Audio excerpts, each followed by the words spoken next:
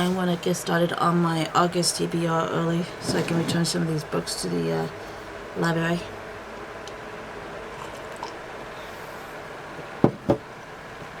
It is August 24th, and I have 2 books ready for me at the library, but I wanted to get these done first.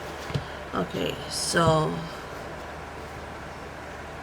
I'm going to do them by video. So first I did, wait a minute, I have to make sure I have this right.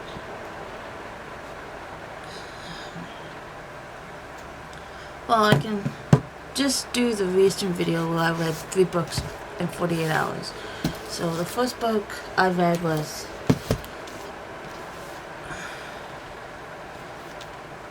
So Happy for You from Celia Lesky, and it's about 2 best friends who it's about 2 girls that have been friends for ages, well, since they were teenagers, and they're totally opposite from each other. One only cares about getting married and having kids, and the other one is lesbian in a 9-year relationship who's an activist for women's rights and gay rights, well, LGBT rights, I hope I'm saying that right, but either way, gay rights. The right to marriage, the right to trans rights. I know there's other rights out there that they're fighting for every day down in the States, and she does not like weddings. She doesn't want to get married. She doesn't want to have any kids. Her name is Robin, and her best friend Ellie, who is so dead determined to get married and have kids because it's been drilled into her mind since she was a kid, asks her to be her maid of honor. Of course she says yes, and then the night of the wedding, the bride believes that in some superstitions that you have to kill your maid of honor in order to have a long-lasting marriage. But it never ends up. She doesn't kill her best friend. She goes to jail, and she writes this big letter to her friend, to Robin, and I should just read the book. I recommend this book totally. If you're into that kind of thing. If not, it's not a thriller. I thought it was a thriller when I first started, but no, it's an attempted murder. Okay, but it has some backstories to murders. I highly recommend this. This is another one I highly recommend. I actually own this one. I bought it when it first came out. I read some of it. Hurricane Summer by Asha Bowmanville. It's about 2 daughters who goes to Jamaica to visit their father for the summer. And the oldest daughter, Talia,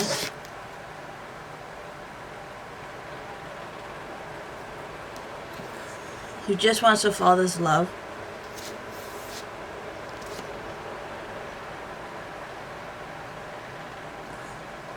she learns a lot when she's down in Jamaica, and then a hurricane comes, and it changes her whole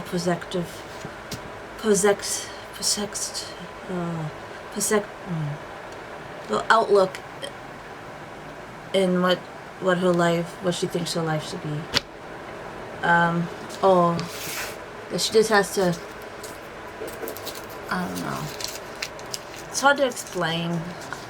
I think you should read her. She's a really good author. She's really in depth, and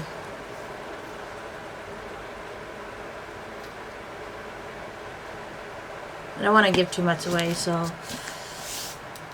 at the end it actually made me cry. I was in tears at the end. I recommend that book. Then I read Small Fry. Lisa Brennan Jobs It's about Steve Jobs' daughter that he had from a previous relationship and how it was growing, how she grew up with a single mother and at the beginning an absent father who helped but wasn't really there. And it's basically from the day she was born to the day he died. And it's a... If you like memoirs, I really don't like memoirs. Well, I do like memoirs when it comes to certain people or certain aspects. But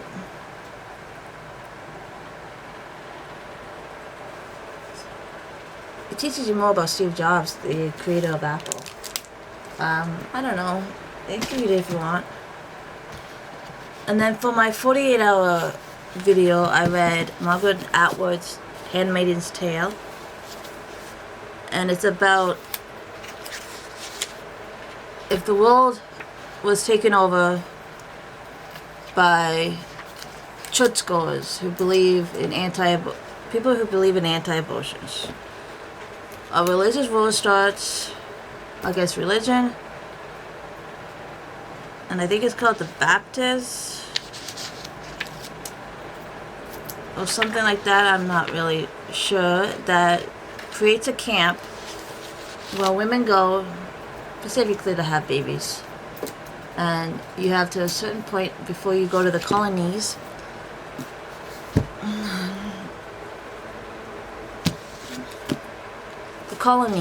And then you just,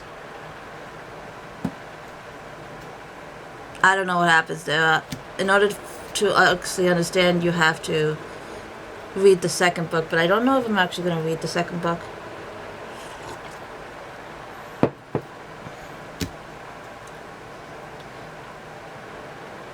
And it revolves around one woman who, before this all went down, had a child.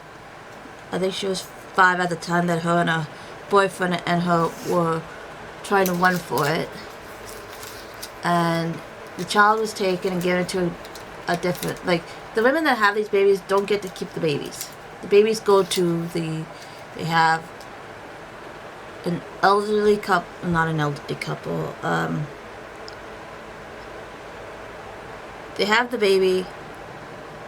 They nurse the baby, and then the baby gets given to someone else, and they raise the baby while you are back.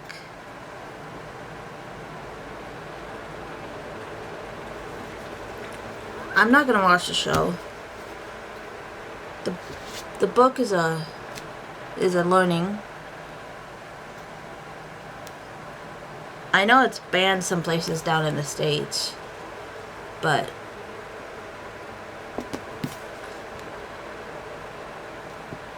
basically a group of people went in Congress in reality today. I don't know what it was like back in the 80s, but this is when the book was, she started in 84, the book was published in 85, and they went in, killed all the Congress, took over the White House,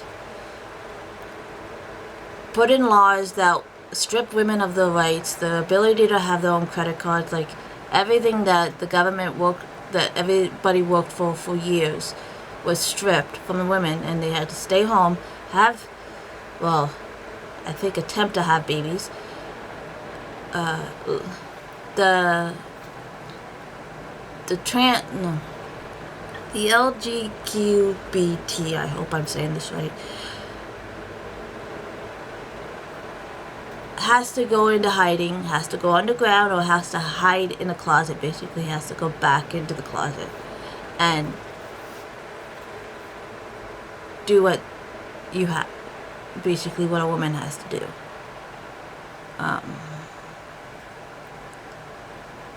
So the world basically, America basically is not the America that it used to be. I read it. I am not going to recommend it because a lot of people Well, I can recommend it because I do recommend it. Just read it and judge for yourself. You can't judge a book by its cover unless you actually read it, in my opinion. I know it's not in everybody's opinion, but that's...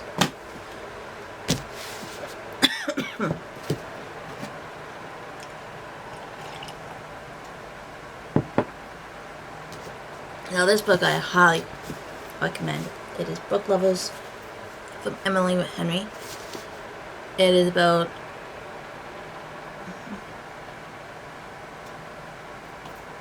an author. No.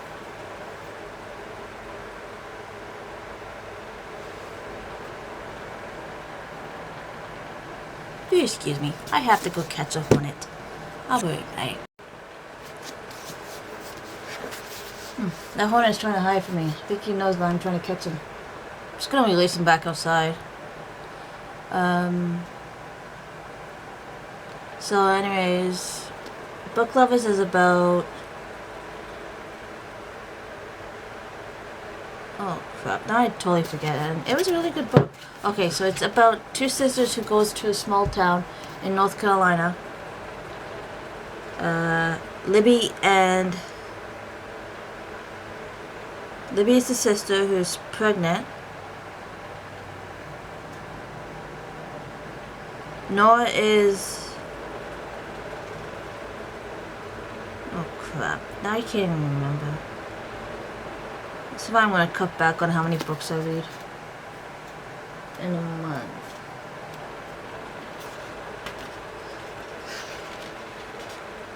Okay.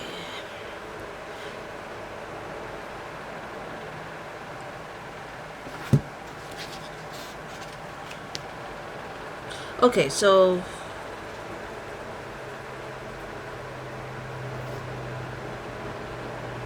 I get what Noah is. It's just that. Oh, wait a minute. Noah's the agent, and Charlie is the editor. Okay, so Noah and Charlie meet one night in August. No, not in August. Meet one night and doesn't have a very good run-in. Then Libby wants to go away with her sister for a vacation because they haven't been away for a while.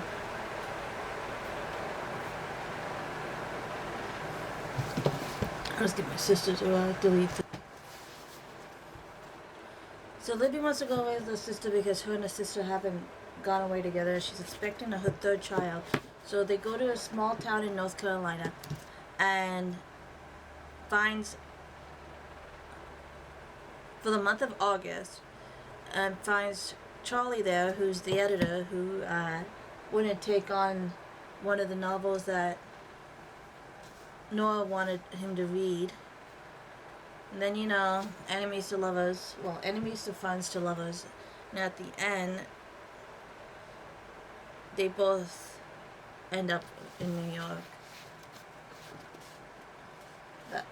Charlie quits his job to help his parents out in North Carolina, and then Noah goes back and takes over his job as an editor, and then he comes back and he wants to write a novel because Libby took over his mother's of the bookstore. And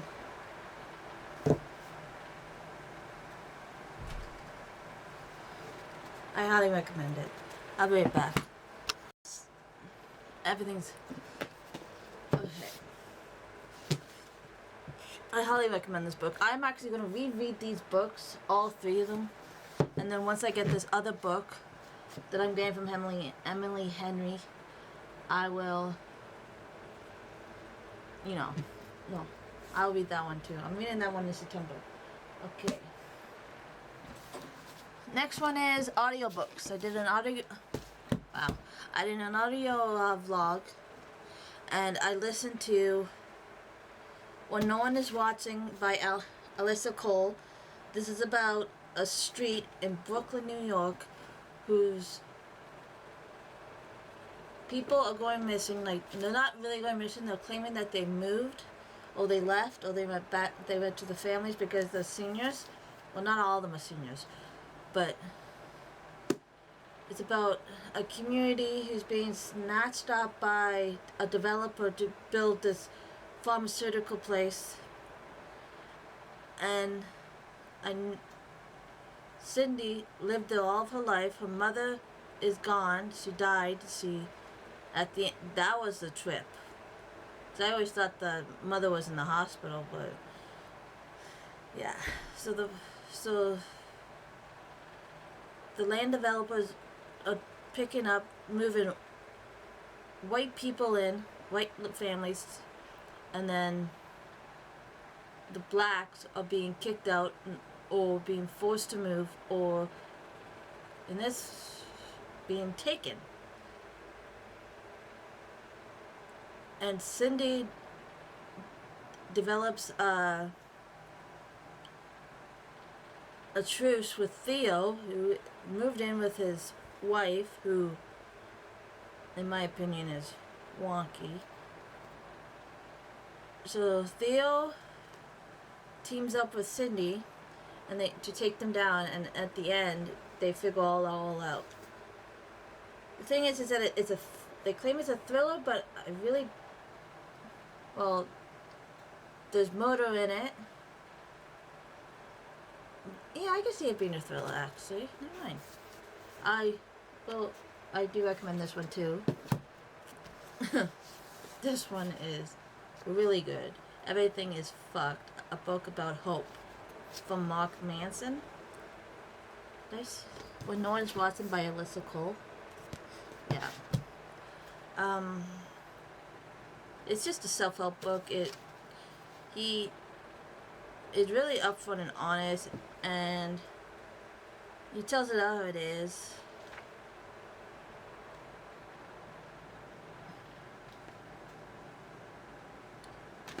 I also recommend this book. Last one is, I read this one, so I don't understand why there's still that in there. So I listened to this one on audiobook, so I'll have all the I think over here I'll have the pictures of the audio. I used Libby through my local library. So this is about a native couple traveling the world, following in her I think it says her uncle.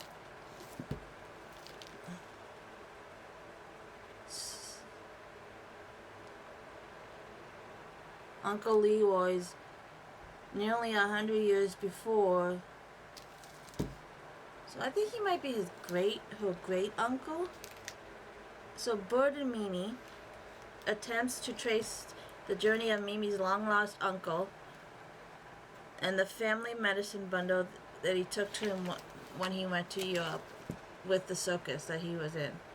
He was either that or jail, so he chose the circus. So he traveled around Europe, from what the postcard says, and they tried to find his medicine bag. By the end of the book, they don't find it. I like it. It was, the bird was funny. Mimi was actually funny too. They were both funny, so I recommend this one. This one right here is the book I read in 24 hours, and some of them are, I think 2 of them are actually audio, and the other 3 were books. So I read A History of My Brief Body by Billy Ray Belcourt. And it's just a book of... let me get this right. It's a book about... no, it's a book full of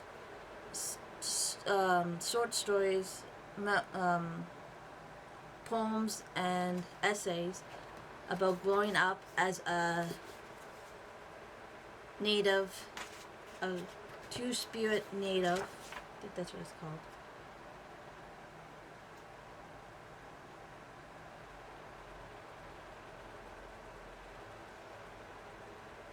He grew up in Alberta in Driftpile Cree Nation.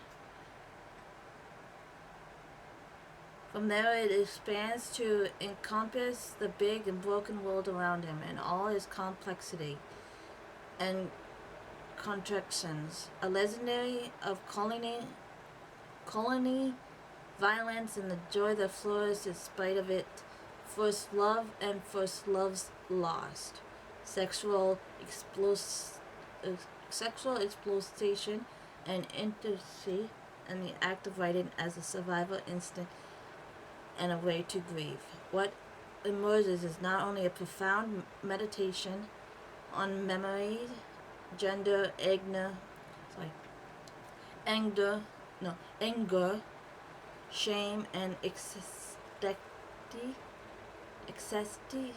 but also the outline of a way forward with startling honesty and in the voice distinctly and assertively his own.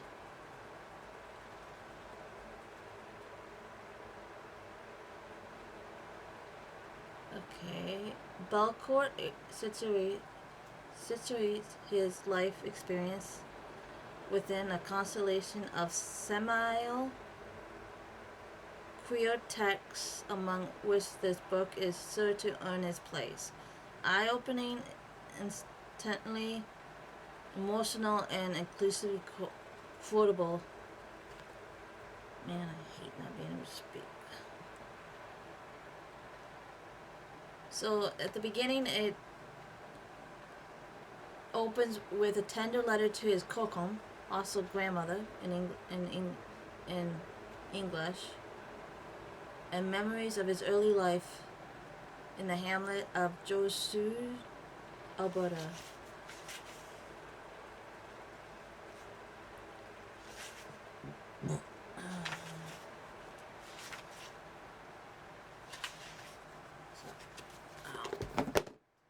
Sorry.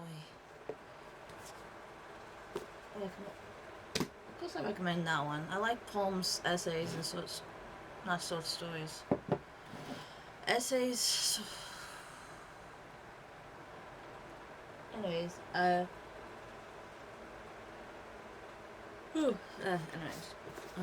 My Sister the Serial Killer. I don't know how to pronounce her name. It's about two sisters. The one sister is a serial killer. She killed a lot of the men she's with, and her sister has to go around and clean up and help her clean up because she's her sister. And then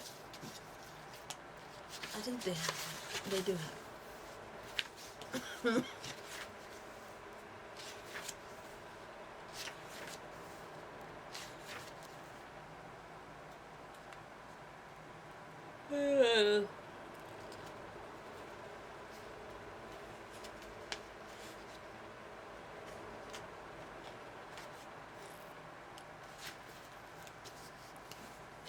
The older sister looks after the younger sister because basically that's Cordines and Awoilo. Not that bad of a book. Her sister kills 3 or 4 of her boyfriends, and her sister's there to help her clean it up. The sister claims that they've been abusive and everything, and she talks to a patient that's in a coma, and he wakes up, and they're almost found out in the end, but for some odd reason they're not found out, and it just stops there. Basically, the sister doesn't go away for murder, and her for accessory to murder. I didn't mind it. I don't think I'm gonna be picking it up again, but it was good writing. The next book was Dial A for Aunties. I actually read this in one night. I could not put it down. It was so good. I was even laughing my ass off.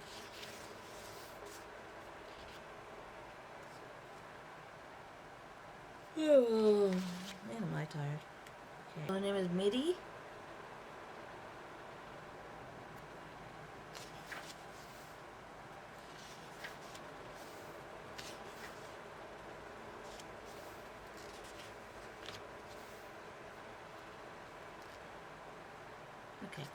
So her name is Maddie with an E. So it's Midi. And her mom and her 3 aunts own a wedding planning company. And her mom sets her up on a blind date with someone. And then they go out and he accidentally dies. Well, he ends up not dying at all. But he ends up dying in the end. And she calls, and when it happens, she goes to her mom's place, and her mom calls up her 3 aunts.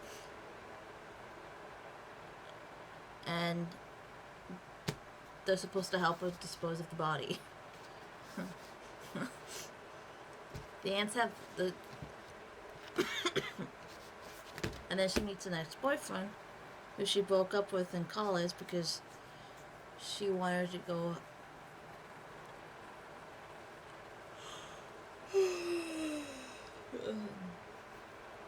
Because her boyfriend gets her ex-boyfriend gets a job opportunity, and she doesn't. She already. Her mom suspects her to be a photographer in the wedding party. In the wedding party business.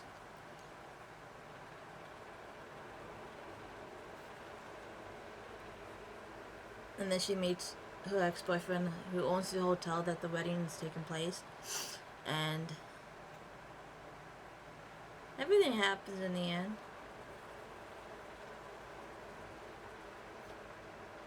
Takes place in LA. I cannot believe how tired I am. What happens when you mix one accidental murder with 2,000 wedding guests and then toss in a possible curse on 3 generations of immigrant Chinese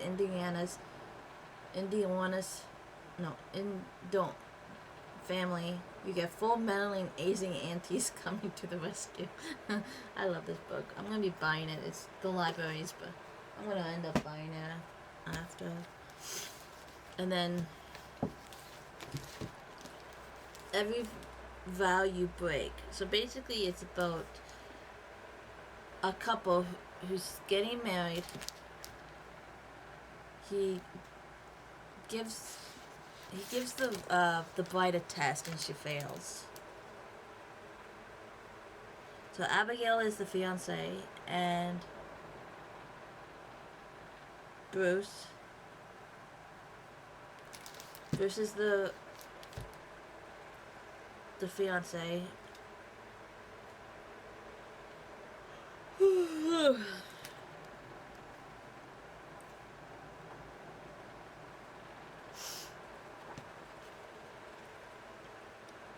And she fails the test. They get married, but when they go on the honeymoon, it turns into a bad honeymoon, and the fiance tries to kill her. It doesn't succeed though. Well,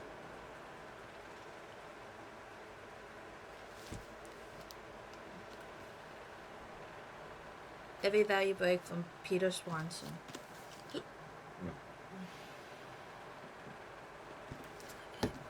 Peter Swanson. I liked it. It wasn't really that bad.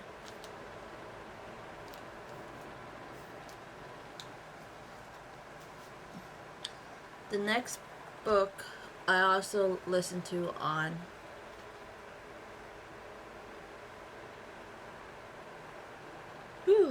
Jesus. I listened to on Libby was 7 Fallen Feathers, Racism, Death, and Hard Truths in a Northern City. So basically it takes place up in Thunder Bay where 7 native children died in suspicious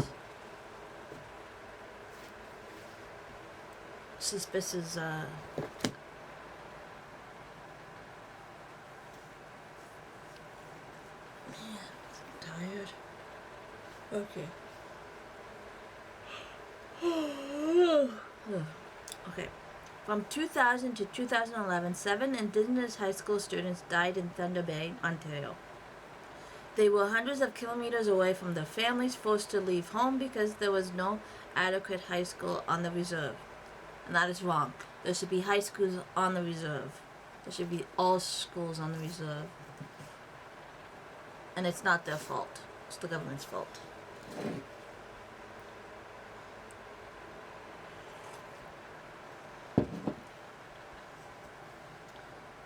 Forced to leave home. Well, I already read that part. 5 were found dead in the river surrounding Lake Superior, below a sacred indigenous site.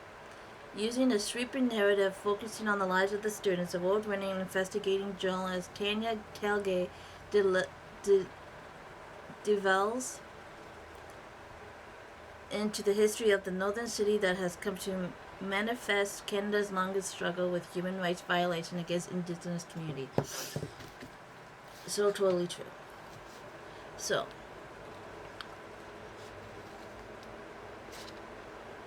I highly recommend this. It's about, well, I already read you the synopsis, but I was crying in most, of the stories. Because you can tell, if not, quite a few of them were actually murdered. And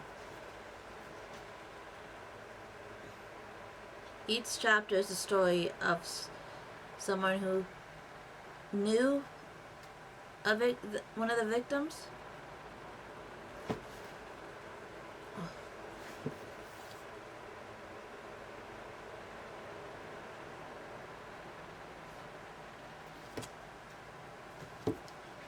I'll have a whole write-up on my blog about this. I'm working on it. I'm gonna research more. Well, not research. I'm gonna read more about it. She has another book that she wrote.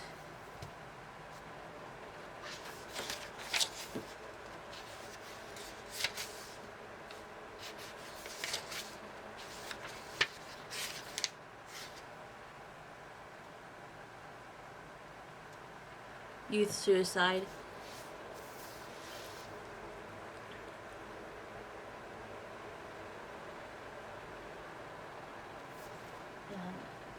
That's going to be read next. But anyways, and it takes you back into the history of Lake Superior and the Thunder Bay area. It is a must read, and I believe that, well, my nephew tells me that they are learning about Native studies in school, part of the, but not but, sorry.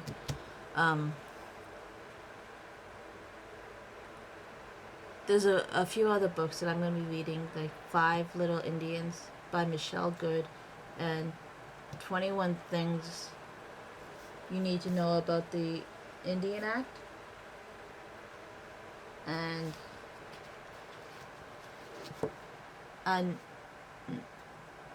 a national crime. It's hard to put into words, because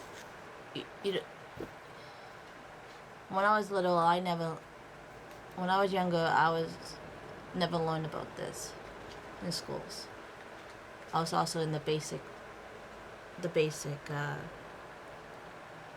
before 2000 when they took basic out, I was in the basic program. And I don't remember, maybe I wasn't at school then, because I did skip a lot of school. But I don't remember any of this, actually. I don't remember learning about it, and now I am, and I'm learning a lot, and each and every day it's like,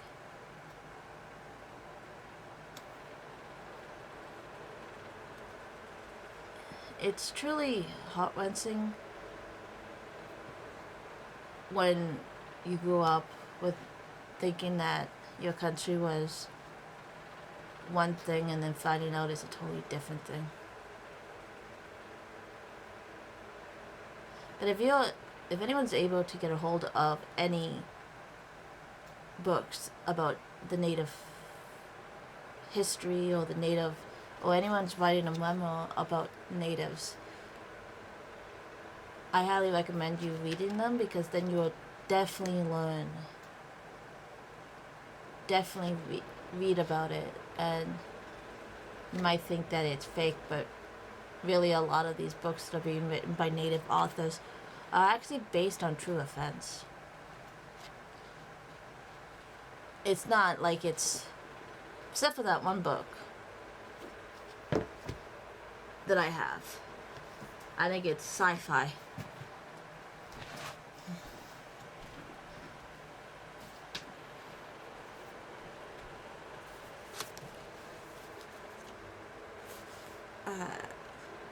The #1 national bestseller, The Marrow Thieves. Mind you, I could actually see them doing this if anything like this happened, because but yeah, I don't know when I'm going to read that. I think I'm going to read that in October, because it's a sci-fi, so it's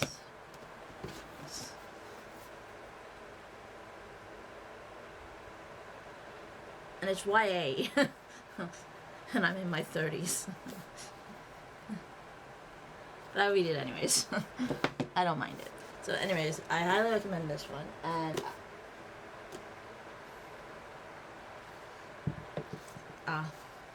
I'll be back with more books that I've read in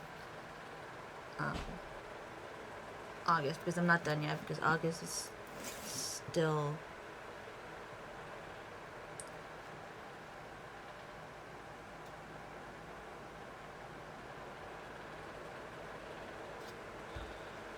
I can just find a calendar.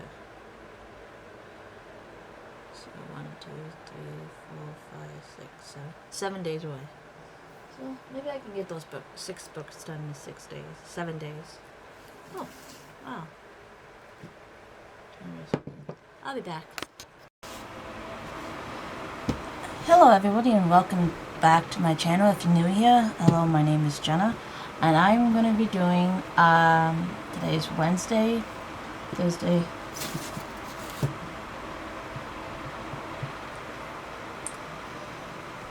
I am going to be doing,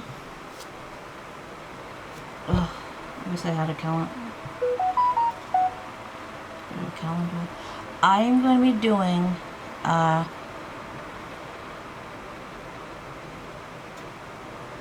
it is 3:46.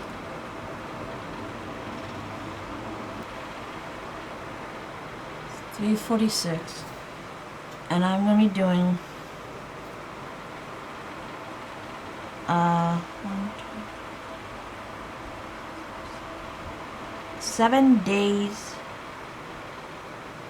8 days of, well actually I'm going to do 7, and then on the 31st I'm going to be uploading this video. It's going to be on Wednesday, so this video is going to go up on the Wednesday. So I have 6 books left to read for the month of August.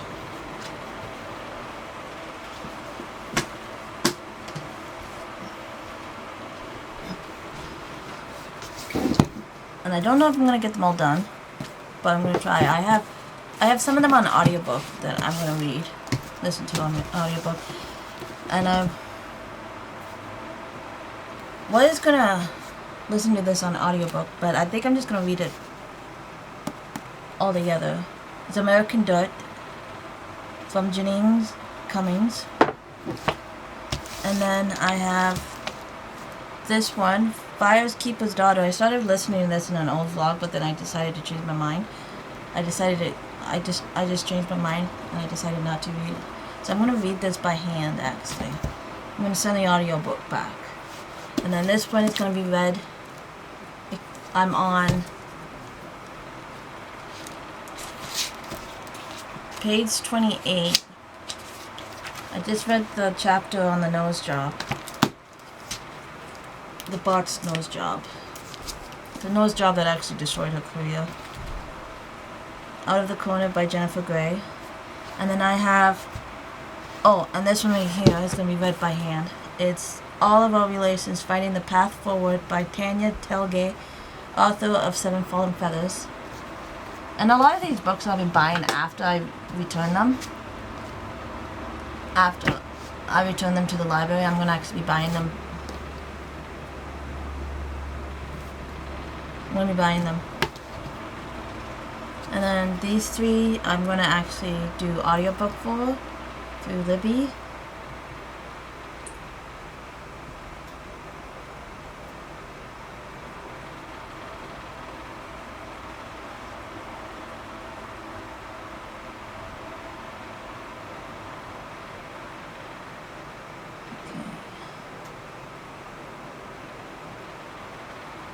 That book has been returned. So for them, I'm going to be reading by book. And these three, and I own all the books myself, is going to be through Libby. And I'm going to be reading The Maid first because 5 people are waiting for it. And this I was actually published on my birthday. And then The Help.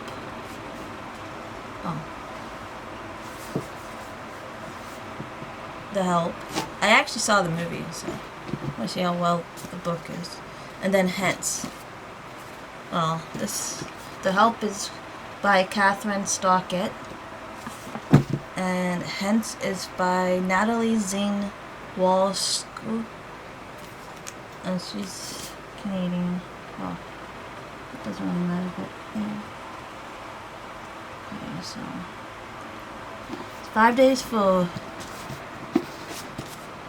this one, 5 days for this one, and but no one's waiting for these, so I'm just gonna take my time with these ones, and then 8 days for this one. So I'm gonna get this one done first, and I have to go to the library tonight, so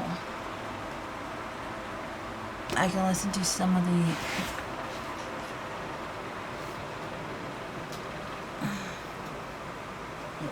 I gotta return like 8 books. And then I have 3 books out. These are mine. And then these are the libraries. And then I'm returning the rest of them.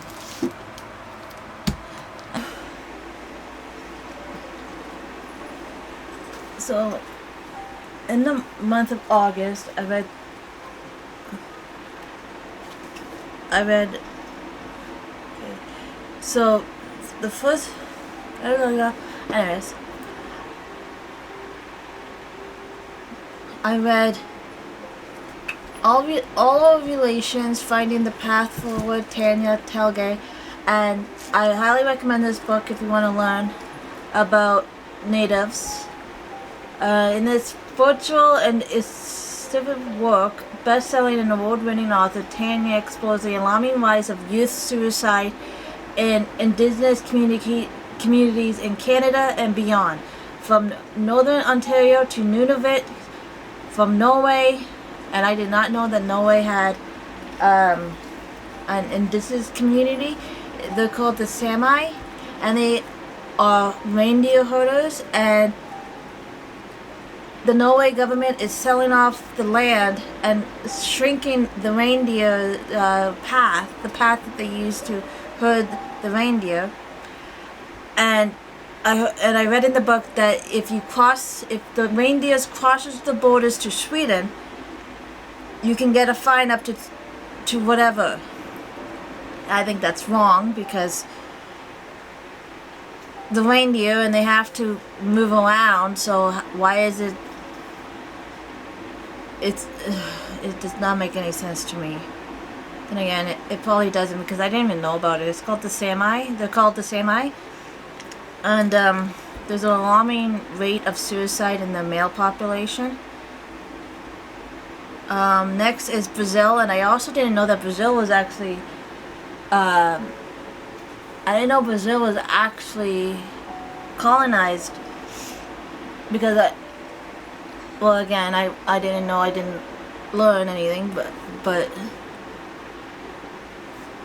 it was split in half between the Portugals and the Spain. And just recently, the ranchers are trying to, well, they're trying to, either way, destroy the land, destroy the land, and then kill them also, and put them into the streets, and they're fighting for the rights to the land, and the ranchers, who is employed by the government, who does palm oil, and they're also cutting down the rainforest, which is really, really not good. It's even not good up here in Canada, what they're doing over that right now in BC, with the BC government making a promise to stop the cutting of the ancient forest, but not working.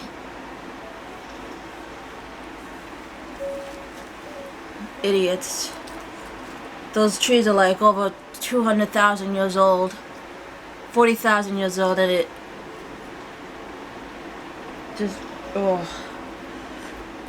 Australia, I knew Australia was colonized. I did not know that they had indigenous community either, because Australia belongs to England. It's part of the Commonwealth, and that they're also having trouble with the government when it comes to the indigenous people. And then the United States, we all know that. Well, somewhat. They try to hide the fact of what the government did, and the fact that there's still 79 residential schools, well, they call them Indian schools, residential schools open down there, and they're run by the Catholic Church. Why the Catholic Church is freaking, any church is freaking, not taxed is beyond, stupid. The indigenous experience in colonizing nations is startling, violent, similar, and deeply disturbing. Yeah, from what I'm reading. It is an experience marked by the violent separate of people from the land, the separation of families, the separation of individuals from traditional way of life. All of which has culminated in a spiritual separation that has had an enduring impact on generations of indigenous children. As a result of the colonized legacy, too many communities today lack access to the basic of health, income, employment, education, and safe environment. Health services leading to the mental health and youth suicide crisis on a global scale. First people also share a history of resistance, the civil rights activism, from the occupation of Alcatraz, led by the Indian of all tribes, to the Northern Ontario's Stir Lake Quiet Riot, to the Standing Rock protesters against the Dakota Access Pipeline, which united indigenous nations from across Turtle Island in solidarity. I believe this is a must-read. Also, I read Jennifer Gray's Out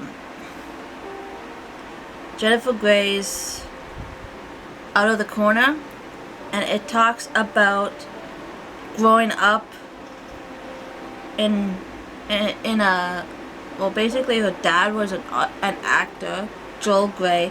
Her mom was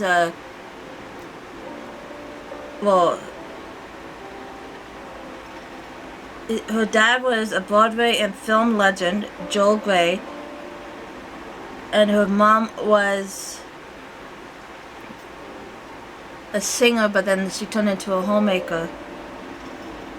And then it talks about her nose job at the beginning, the Bart's nose job that left her unrecognizable, destroyed her career in the end. Talked about her time on Dirty Dancing with Patrick Swayze, and the fact that they played together on a movie, Red Dawn. And then it talked about her relationships, her first breakout performance in Ferris Bueller's Day Off. I also am a big Dirty Dancing fan. So that's the reason why I wanted to read it. It talks about her relationships with her 5-year relationship with Matthew Broderick, and then her relationship with Johnny Depp, and then her relationship with her husband, her ex-husband, Greg Clark, and then her daughter Stella.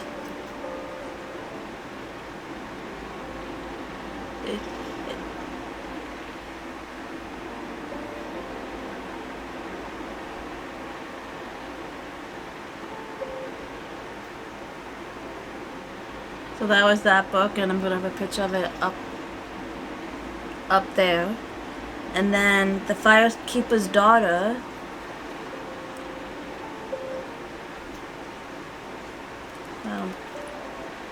The Firekeeper's Daughter by Evangelina Bully, and it is about a girl who witnesses.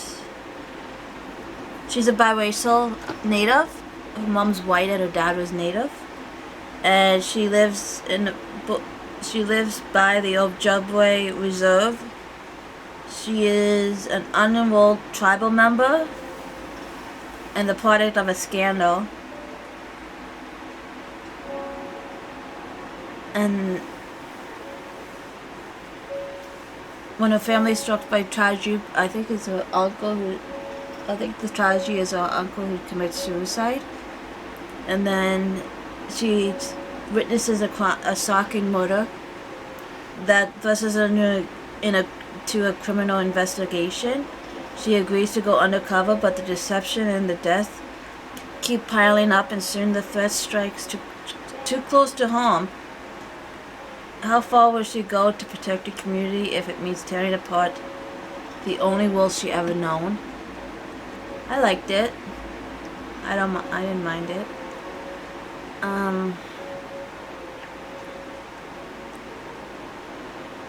So that is the books I've read in October. I had 16 books in in August, and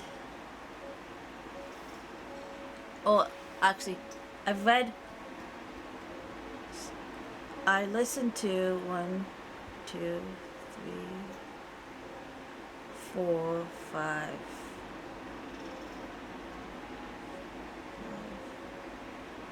I listened to 5 on audiobook.